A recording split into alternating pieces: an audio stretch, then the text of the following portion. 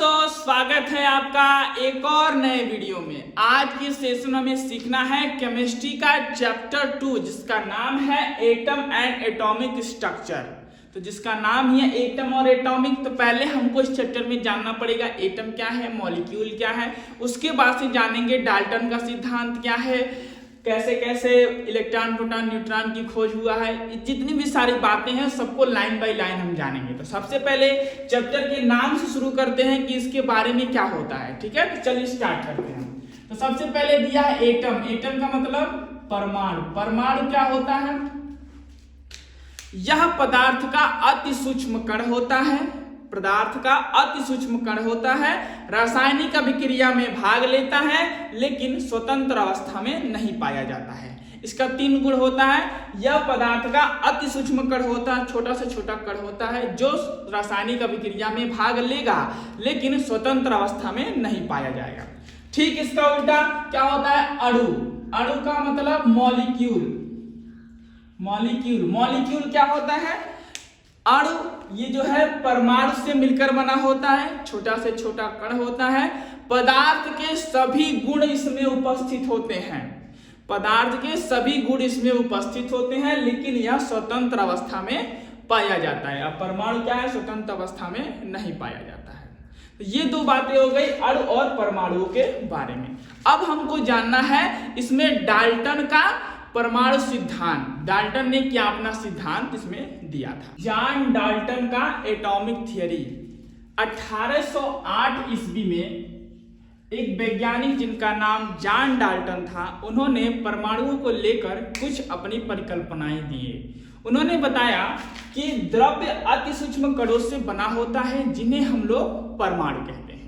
दूसरा नंबर ये बताया कि परमाणु को विभाजित नहीं किया जा सकता है, यह द्रव्य का मूल कण है। परमाणु विभाजित नहीं हो सकता है, यह द्रव्य का मूल कण है। और तीसरे नंबर पे बताया परमाणु रासायनिक अभिक्रिया में भाग लेता है परंतु नष्ट या विघटित नहीं होता है। इसके साथ साथ यह भी बताया कि परमाणु ना तो उत्पन्न होता है ना ही नष्ट होता है। उसके बाद से विभिन्न तत्वों के परमाणु एक दूसरे से भिन्न भिन्न होते हैं। क्या इन्होंने कहा कि विभिन्न तत्वों के परमाणु क्या हैं? एक दूसरे से अलग अलग रहते हैं। अगला उन्होंने बताया 2 या 2 से अधिक तत्व आपस में परमाणु का अनुपात जो होता है संयुक्त हो जाए तो वह एक यौगिक का रूप ले लेगा। यह 5 प्रकार की 6 प्रकार की परिकल्पनाओं को जॉन डाल्टन ने बताया, लेकिन इन परिकल्पनाओं से परमाणु का पेट नहीं भरा। आगे चल के कुछ वैज्ञानिक जैसे J Thomson, James Chadwick, Rutherford जैसे वैज्ञानिक इलेक्ट्रॉन प्रोटॉन न्यूट्रॉन का जब खोज कर दिए तो इनकी जो थियरी है फेल करने लगी। कुछ ना कुछ इनकी कमियां रह गई। इनकी कमियां क्या रह गई? जो चीज यह नहीं बता पाए वो उनकी कमी बन जाती है। तो इनकी कमियां क्या क्या थी? इन्होंने यह नहीं बताया कि परमाणु अविभाज्य नहीं बल्कि इलेक्ट्रॉन प्रोटॉन न्यूट्रॉन से बना होता है जो विभाजित हो सकता है। इन्होंने क्या बताया था कि परमाणु क्या है?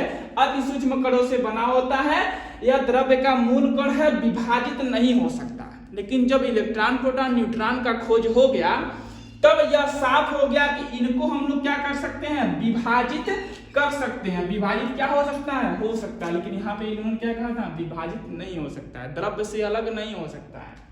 तब कब होगा? जब इलेक्ट्रॉन प्रोटॉन न्यूट्रॉन एक दूसरे से अलग हो जाएंगे तो परमाणु विभाजित हो सकता है। अगला, एक ही तत्व के भिन्न भिन्न परमाणु भार हो सकते हैं।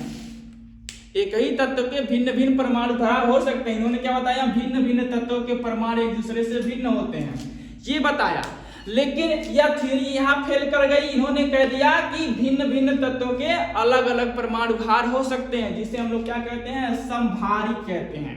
यानी वह तत्व जिसका परमाणु क्रमांक समान तथा परमाणु भार भिन्न हो उन्हें समस्थानिक कहते हैं। जैसे हाइड्रोजन का 1H1, 1H2, 1H3। यहाँ पर देख लीजिए जो परमाणु भार ऊपर दिखाई दे रहा है यह अलग है। पहले में परमाणु क्रमांक तो सेम है लेकिन परमाणु भार क्या हो रहा है? अलग अलग होता हुआ चला जा रहा है। यहाँ भी डाल्टन की थियरी फेल कर गई।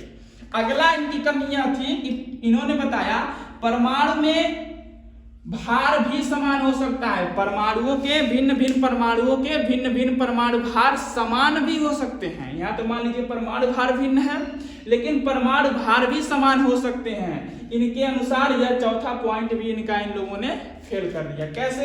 अब देखिए 18 पे आता है आर्गान, इसका भी परमाणु भार कितना होता है 40। 19 पे आता है पोटेशियम, इसका भी 40। 20 पे क्या आता है कैल्शियम, इसका भी क्या होता है 40। यानी परमाणु भार समान भी हो सकता है और भिन्न भिन्न भी हो सकता है। इन्होंने क्या बताया था, भिन्न भिन्न परमाणुओं के भिन्न भिन्न होता है, लेकिन इन लोगों ने सिद्ध कर दिया कि एक ही परमाणु के अलग अलग परमाणु भार भी हो सकते हैं और अलग समान समान परमाणु भार भी हो सकते हैं। समझ में आ गया? अब देखिए इन्होंने बताया परमाणु संयुक्त होकर अणु बनाते हैं, न कि परमाणु। इन्होंने क्या बोला था कि अति सूक्ष्म कण होता है और परमाणु, जिन्हें परमाणु कहते हैं, द्रव्य का मूल कण होता है, लेकिन अणु के बारे में नहीं बताया था। अणु क्या होता है पहले ही परिभाषा में स्पष्ट हो गया कि अणु कहां से बना है, परमाणु से मिलकर बना है, स्वतंत्र अवस्था में पाया जाता है और द्रव्य का सब गुण इसके अंदर रहता है। अब परमाणु क्या है, स्वतंत्र अवस्था में नहीं पाएगा, केवल रासायनिक अभिक्रिया में भाग लेगा। इन्होंने यह पॉइंट बताया कि 2 या 2 से अधिक, ये वाला नहीं, हाँ, परंतु विघटित या नष्ट नहीं हो सकते, यानी ना तो परमाणु उत्पन्न होगा ना ही नष्ट होगा, ये बताया था। यह भी इनकी थियरी इन लोगों ने फेल कर दिया। कैसे? इन लोगों ने यह बताया कि नाभिकीय विखंडन के द्वारा किसी भी परमाणु को हम अलग अलग भागों में विभाजित कर सकते हैं। वहां पर परमाणु ना उत्पन्न होता है ना ही नष्ट, उसको अलग अलग भागों में विभाजित हम कर सकते हैं नाभिकीय विखंडन के द्वारा। ठीक है, तो ये परमाणु डाल्टन की परमाणु थियरी थी, जो आगे चल के इनकी कुछ कमियां निकल के आई 4-5, इनके 4-5 मुख्य पॉइंट है जो हम लोग को पढ़ना होता है, हम लोगों ने स्टडी किया। आगे चल के हम लोगों को सीखना है इलेक्ट्रॉन, प्रोटॉन, न्यूट्रॉन की खोज कैसे हो गई, परमाणु मॉडल थॉमसन का, रदरफोर्ड का, ठीक है, नील बोर का परमाणु मॉडल क्या है, परमाणु क्रमांक वगैरह, इलेक्ट्रॉनिक विन्यास वगैरह भी आगे आएगा। उम्मीद करता हूँ आपको वीडियो पसंद आई होगी। मिलते हैं अगले वीडियो में, तब तक के लिए जय हिंद, वंदे मातरम, भारत माता की जय।